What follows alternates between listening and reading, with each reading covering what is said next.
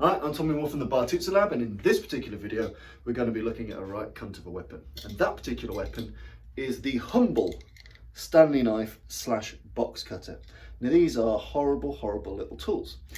One of the most dangerous things about these tools is just how ubiquitous they are. They are everywhere. They are accessible in all parts of the world. And they've been used to deliver some of the world's most horrible atrocities. You think about a group of men with these were able to take over an entire plane and crash it at 9/11. A man that was during the Paris shooting attacks on the train, his backup weapon was one of these. Whilst he's got an AK, his backup is a box cutter. You can smuggle these in, take them to very many places. One of the problems that we face as people that are looking at self-protection and self-defense is how very little often we spend training for or understanding or manipulating these. A lot of clubs, they spend a huge amount of time training with Bowie style knives or military style knives. A lot of people in Filipino style knives, a lot of people training with a karambit like they're moving their way through some fucking Indonesian jungle, or they're about to have a fight in a paddy field over the arrangement of a marriage to some small girl. But one of the things we ignore time and time again, as a rule, is the use of the horrible little Stanley knife. And this can cause some wicked damage. I wanted to talk about some of the ways in which they're used, some of the things you might need to be aware of, and just to remind you to think about, manipulate, and get used to defending yourself against these horrible little buggers. Now, illustrations.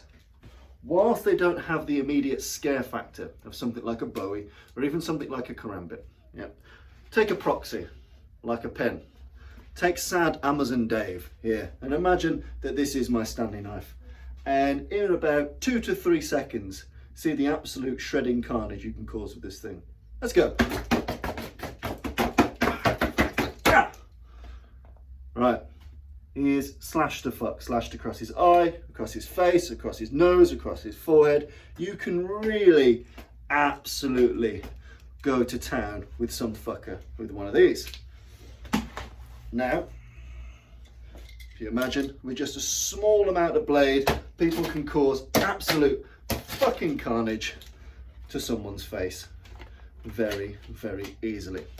Now, some of the features and properties of a Stanley blade or a utility knife. So one of the first is that they're very easy to hide. So again, this is probably the upper end of the market. This is a higher quality Stanley blade, and it is a bigger, chunkier tool. This is about as chunky as they go before you start to get ridiculous. And even at this particular size, in most people's fists, all you're about to see is that. For many smaller versions, all you're going to see is that little bit here, and the amount of carnage that wickedly sharp, very honed edge can do. So what it lacks in robustness, these snap relatively easily, it sure makes up for in sharpness and venom. So again, they've got a very small profile, they're very easy to hide. In a fist, you can barely see them. You can hide them like so, hide them by your leg, under your armpit, very easy. Under my armpit, I can fully draw this blade. You'd have no idea about this until it's coming across your face. So again, the ability to hide it cross arm, cupped in the palm, reverse in the palm, against a trouser leg, against the back pocket. You can hide this pretty much anywhere, and that's a big chunky version. There are lots of smaller, nastier versions which are just as wicked. Another thing about its design is because of its slim profile, it's very easy to articulate. So a bit like you saw with the pen, you can draw with this. The angles that come off this are very unorthodox, as if you were painting. When a human picks up a knife, often they tend to be quite rigid in their patterns. They'll tend to loop a pattern. When you've got something smaller and lighter and easier to articulate, the shit that you come up with is pure Jackson Pollock. You can completely go to town, up, down, left, right, diagonals. You can really mince up a face with something like this. So one of the things is that the movements are shorter, more rapid, and more unpredictable with this, because they're very easy to articulate.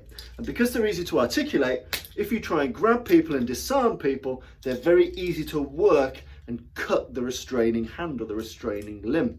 So once you grab them, because they're quite a nice point articulation tool, and because they're so wickedly sharp, small contact slices suddenly become very debilitating against something like your hand. So again, they're very easy to articulate. They can move in a very rapid, but more importantly, more unorthodox way. People naturally use these in a more free-flowing, unorthodox way. What they touch, they slice. Okay.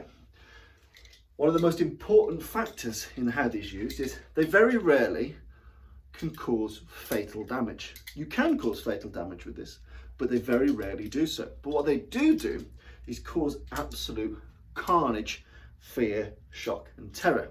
And the reason they do that is because of the way they're deployed. This is a wickedly sharp cutting knife. And the things that it's most likely to be cutting is your maxillofacial region, so all around your face, and this bleeds like a bastard. Anywhere on your face bleeds like a bastard. Into your throat, which again bleeds like a bastard, or hands and wrists, which bleed like a bastard. So if you imagine defensive wounds, you are cutting deep gouges into hands and wrists. You know, offensive wounds that you're receiving into the throats, into the eyes.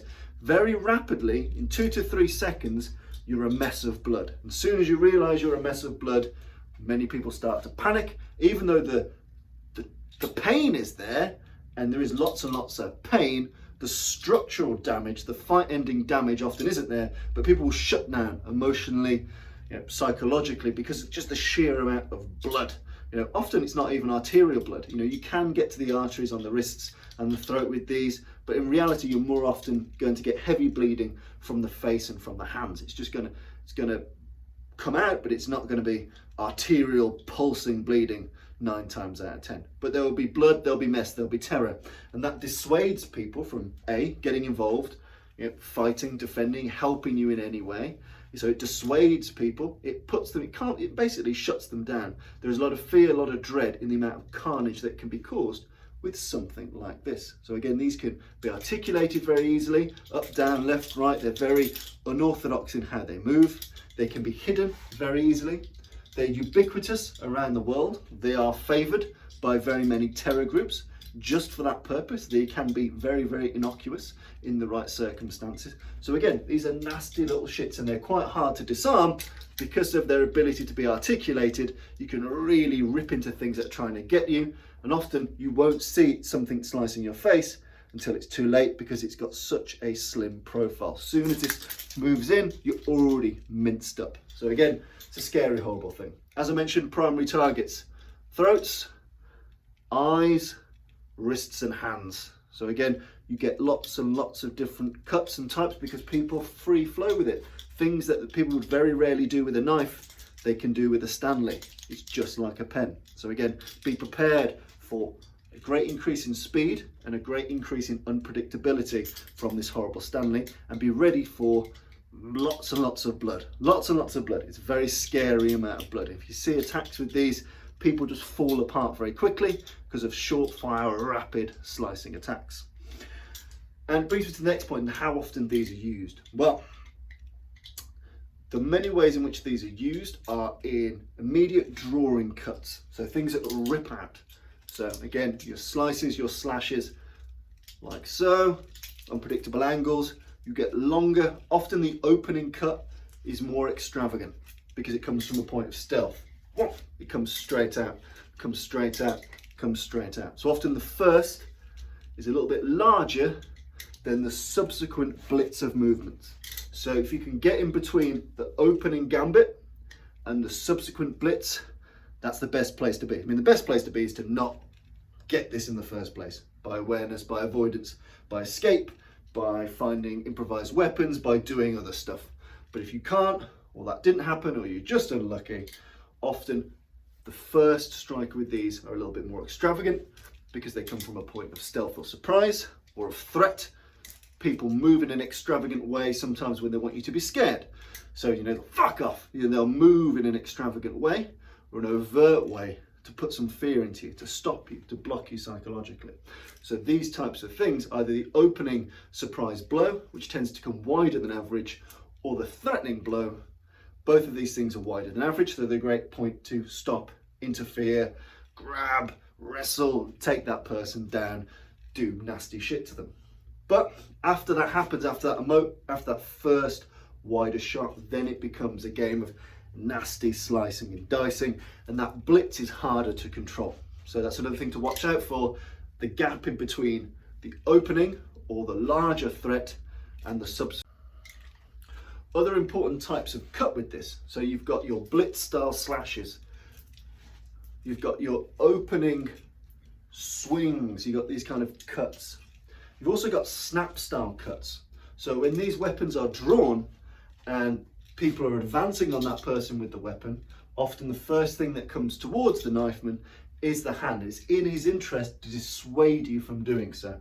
So if you imagine an opening gambit would be something a bit larger, or a threat which has got some venom to it. A secondary gambit is closing and blitzing, and that blitzing can come with close grabs, dicing people up, pushing, pulling, hitting. So remember, these blitz are easy to do and much more terrifying once someone's got a hold of you. So things to watch out for there. Then you've got your drag style cuts. So this is where contact is made or penetration is made and then they're ripped out. So again, you can stab with this and it will make contact. So stab in, rip out. These are some of the nastier things you can do. So if you imagine if you invert the blade like so, you can stab in, often to the stomach region, and rip up and out, which is a nasty shot. So again, one of the more common things to do is to hold it this way. So once it penetrates, as you retract, you're taking a good lump of flesh with it. Same this way, once it goes in, ripping out, in and rip up, in and rip out. These are some of the ways they're used, as well as the blitzing and slashing. So lots of nasty things, longer term slashes, shorter blitzes, contact scrapes, so it just makes contact and then they rip out, or penetrative rips where it punches in and slices out, punches in and slicing out. Also, never forget how easy these things are to retain. So once you've got a hold of it, it's very common for these to be taped up, or even take something like an elastic band, a wristband, charity band, whatever. You put the weapon in your hand, you put over two hands like this, suddenly you've got a brilliant retention aid. So again, as people are slicing you up, let's say you punch that individual where I might have otherwise let that weapon go or dropped it. Now it's not happened. You've hit me with the stick, it hurts, but I still haven't dropped the weapon. So you see how easy that is to retain. It's in my hand, I put these two across it, suddenly I've got a brilliant retention strap. No matter how we're grappling, wrestling, what you're hitting me with, it's very hard for me to drop this now, and it's a little trickier for you to get out of my grasp. So again, another hidden nasty feature of these things is just how easy they are to retain in your hand if you know what you're doing. That's a very simple one to do with elastic, wristband, ponytail, hair bubble, whatever. Or indeed, if you've got tape, that's what people do too. So again, bear in mind that when you're trying to take this off someone, not only is it wickedly hard to get hold of, because even with a chunky version like this, often all you see is blade. So that's something to contend with, and it's very easy to articulate.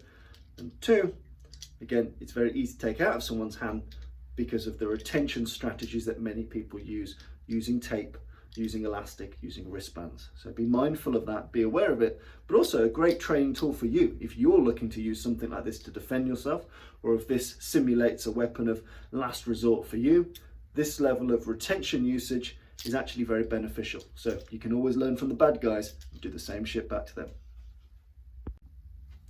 So to recap, it's a wicked, horrible weapon. It can move in a very fast and unorthodox way.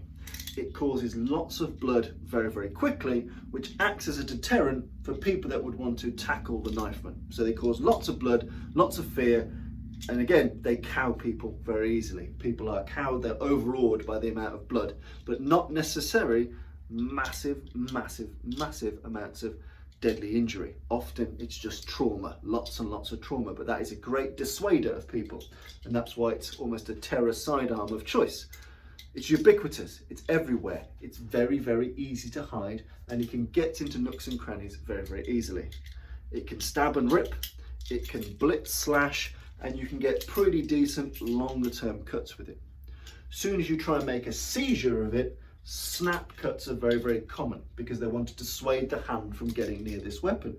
So again, you can cause lots of trauma against people's hands as they try and reach for this weapon. So again, be mindful that as soon as you try and reach for something like this, this will often move faster than this. So if you're going to attack a person with this, the same rules apply as a knife. escape, get a better weapon, get some numbers, control the limb. Don't just tentatively reach for it. You need to seriously fuck the person up, because they can cause a wicked amount of damage very, very quickly with one of these. And make sure you take the time to train with it, because it operates differently from the vast majority of other blades that you train with. But it is a very, very, very common weapon for people to use all around the world. So give it its due pride of place. Whilst it's fun playing with the Rambo knives and the karambits and the barongs and all the other cool shit, these are everywhere around the world. You can see them as a terror sidearm of choice. As a criminal weapon, these are very easy to explain. You can get away with carrying these very often if you're in the trades, if you're working in warehouses. They're a very common, excusable thing to have, which makes them very desiring for criminals. So again, get under the skin of the Stanley knife, understand how it works, how it operates, the types of attack that you'll face with it, and how you can best defend yourself against them. It's time worth investing. It's time worth investing in defending yourself against these wicked little cunts of a knife.